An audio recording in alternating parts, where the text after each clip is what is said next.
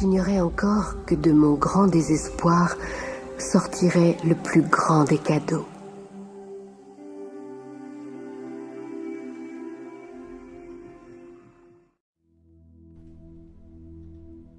Épître de Jacques, chapitre 4. Vous convoitez, et vous ne possédez pas. Vous êtes meurtriers et envieux, et vous ne pouvez pas obtenir. Vous avez des querelles et des luttes, et vous ne possédez pas parce que vous ne demandez pas. Vous demandez et vous ne recevez pas, parce que vous demandez mal, dans le but de satisfaire vos passions. Adultères que vous êtes. Ne savez-vous pas que l'amour du monde est inimitié contre Dieu? Celui donc qui veut être ami du monde se rend ennemi de Dieu.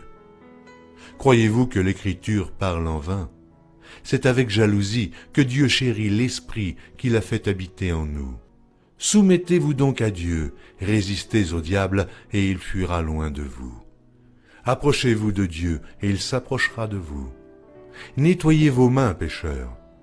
Purifiez vos cœurs, hommes irrésolus. Humiliez-vous devant le Seigneur, et il vous élèvera. Sachez que ce secret vous donne ce que vous voulez. Qu'est-ce que vous voulez vraiment? J'ai été témoin de nombreux miracles dans ma vie.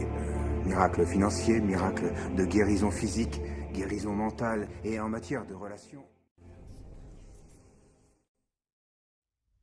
Le secret, c'est la loi d'attraction. Quoi qu'il se passe dans votre vie, c'est vous qui attirez tout ce qui arrive.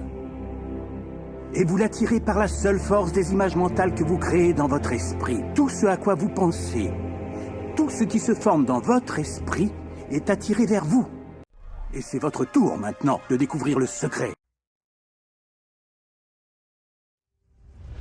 Toutes les choses, tout ce qui vous entoure aujourd'hui dans votre vie, y compris les choses dont vous vous plaignez, vous les aviez attirées. Il est clair que, de prime abord, c'est quelque chose qui n'est pas très agréable à entendre. Je n'ai pas attiré tous ces ennuis qui me donnent matière à me plaindre. Vous me pardonnerez, mais je dois vous le dire en face. Je dois vous dire, si, vous les avez attirés. Nos sentiments. Nos sentiments nous permettent de savoir à quoi nous pensons. Ainsi, vos pensées provoquent vos sentiments. Les émotions sont cet incroyable don qui nous permet de savoir à quoi nous pensons. Prenez vos sentiments. Vous en avez de bons et de mauvais. Et vous les distinguez parce que les uns vous font vous sentir bien et les autres vous sentir mal. Prenez la dépression, la culpabilité, le ressentiment ou la colère. Ces sentiments-là ne donnent pas une impression de puissance, ce sont les mauvais sentiments. De l'autre côté, vous avez les bonnes émotions, les bons sentiments. Et on les reconnaît car ils font qu'on se sent bien. L'enthousiasme, la joie, la gratitude, l'amour. Imaginez qu'on puisse ressentir ça tous les jours. En célébrant les bons sentiments, on s'attire en retour plus de bons sentiments et de choses qui procurent du bien-être. Vos pensées et vos sentiments créent votre vie. Ce sera toujours comme ça, c'est garanti. En bref, ce sur quoi on se concentre par la pensée et les émotions est ce que l'on attire dans notre expérience. C'est comme ça, on ne peut y déroger. C'est très dur à avaler. Mais si on fait l'effort de s'ouvrir à ce que ça implique, eh bien les ramifications sont énormes. Parce que ce que la pensée a créé dans votre vie peut donc être défait par un changement de votre mental.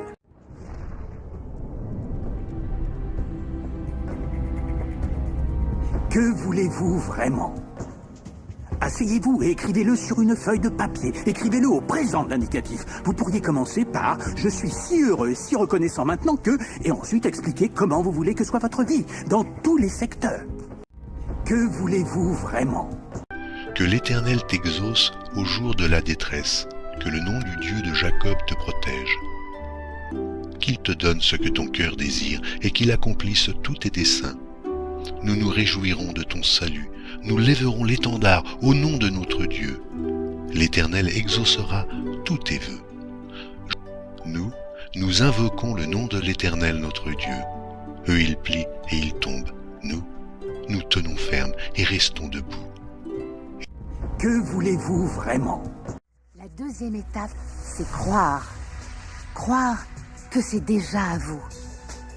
Ça ne sert à rien de savoir comment les choses finiront par se produire. Ça ne sert à rien de savoir comment l'univers finira par se réorganiser pour vous. Vous voulez savoir? Vous le verrez apparaître vous-même, vous attirez le bon moyen. Inutile de tarder, inutile de réfléchir, inutile de douter.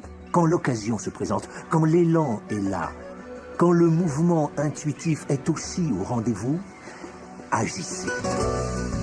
Ça, c'est votre boulot. C'est ça et rien d'autre. J'avais mis en l'Éternel mon espérance, et il s'est incliné vers moi. Il a écouté mes cris. Il m'a retiré de la fosse de destruction, du fond de la boue, et il a dressé mes pieds sur le roc. Il a affermi mes pas. Il a mis dans ma bouche un cantique nouveau, une louange à notre Dieu. Beaucoup l'ont vu et ont eu de la crainte, et ils se sont confiés en l'Éternel. Heureux l'homme qui place en l'Éternel sa confiance, et qui ne se tourne pas vers les hautains et les menteurs. Voici, je viens avec le rouleau du livre écrit pour moi. Je veux faire ta volonté, mon Dieu, et ta loi est au fond de mon cœur. Tu es mon aide et mon libérateur, mon Dieu, ne tarde pas. Il arrive souvent qu'on se sente coincé ou comme emprisonné ou confiné par les circonstances présentes. Oh, il faut bien comprendre que quelle que soit la situation dans laquelle vous vous trouvez au jour d'aujourd'hui, ce n'est que votre réalité actuelle. Et la magie se produit quel que soit le lieu où ils vont. Ils se rappellent qu'ils peuvent s'en servir et ils s'en servent tout le temps. Pas juste une fois et c'est terminé. Les gens font ça un bout de temps, ils deviennent des champions et ils vous disent « c'est formidable, je suis remonté à bloc, j'ai vu ce reportage, je compte bien changer ma vie ». Malgré ça, les résultats se font attendre, les résultats se font trop attendre. Mais sous la surface, c'est vraiment sur le point de percer. Mais si on ne voit que les résultats en surface, alors on dira « ce truc ne marchera jamais ». Vous savez ce que l'univers répondra ? « Ton souhait est mon ordre ». Et tout redescend. Il est important de reconnaître que notre être corporel est réellement le produit de nos pensées. La science médicale commence à peine à comprendre à quel point la nature même de nos pensées, de nos émotions, détermine directement la substance biologique, la structure et les fonctions de notre organisme. Dans les arts de la guérison, qui ne connaît pas les placebos ? Un placebo est une chose censée n'avoir aucun effet ou impact sur le corps. C'est comme un comprimé de sucre. On dit au patient que c'est un médicament, et il se passe que le placebo fait le même effet, voire fait plus d'effet que parfois un médicament qu'on a inventé pour avoir cet effet. On a donc la preuve que l'esprit humain est le vrai facteur agissant des arts de la guérison, et parfois plus puissant que des médicaments.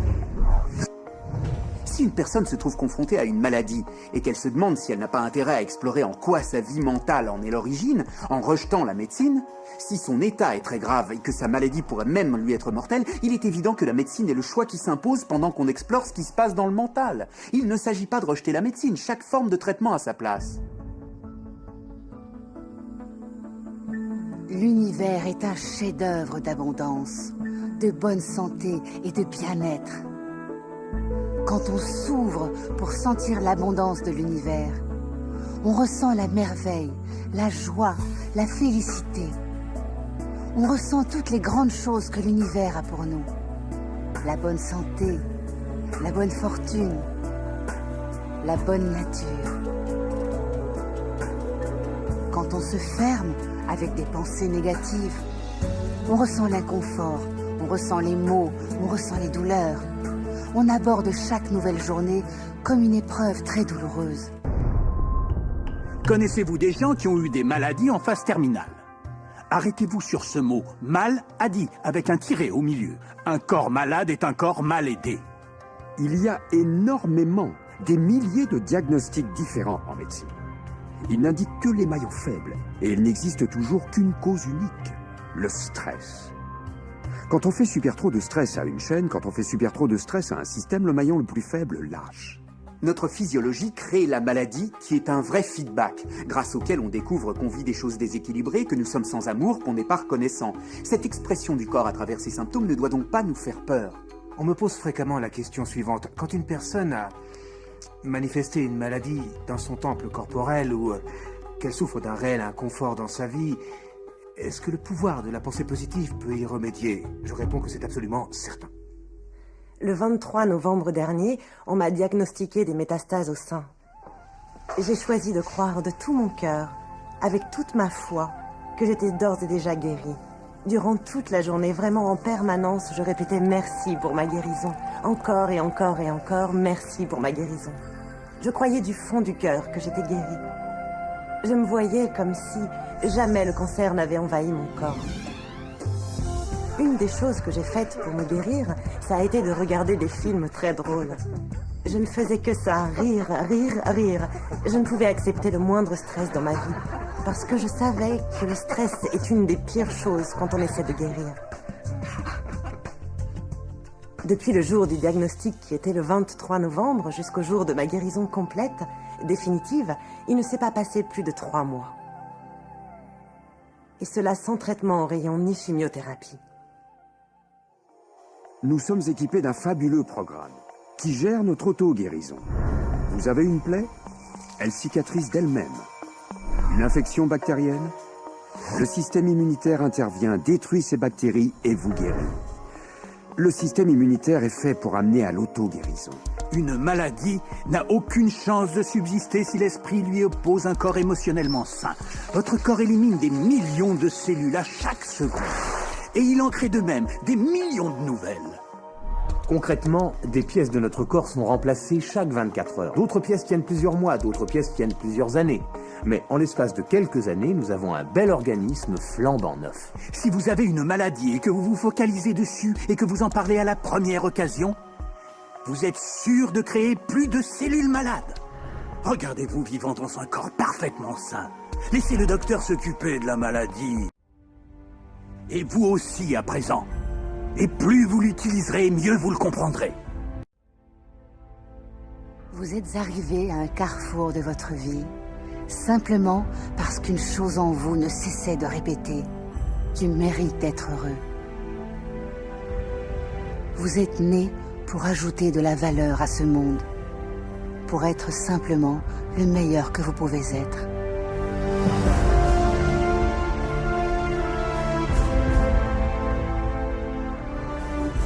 Chaque chose que vous avez traversée, chaque moment que vous avez vécu, vous ont servi à vous préparer pour ce moment-ci.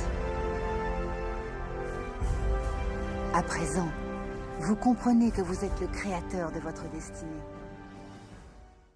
Il dit, si tu écoutes attentivement la voix de l'Éternel, ton Dieu, si tu fais ce qui est droit à ses yeux, si tu prêtes l'oreille à ses commandements, et si tu observes toutes ses lois, je ne te frapperai d'aucune des maladies dont j'ai frappé les Égyptiens, car je suis l'Éternel, qui te guérit. Que ferez-vous de l'instant? Comment saisirez-vous l'instant? Personne d'autre ne peut danser votre danse, chanter votre chanson, écrire votre histoire. Celui que vous êtes, ce que vous faites, commence tout de suite. Je crois que vous êtes formidable, qu'il y a quelque chose de magnifique en vous.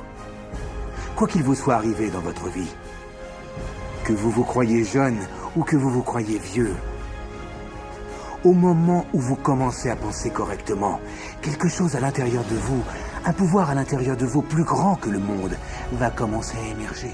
Il va prendre votre vie en charge. Il va vous nourrir, vous vêtir.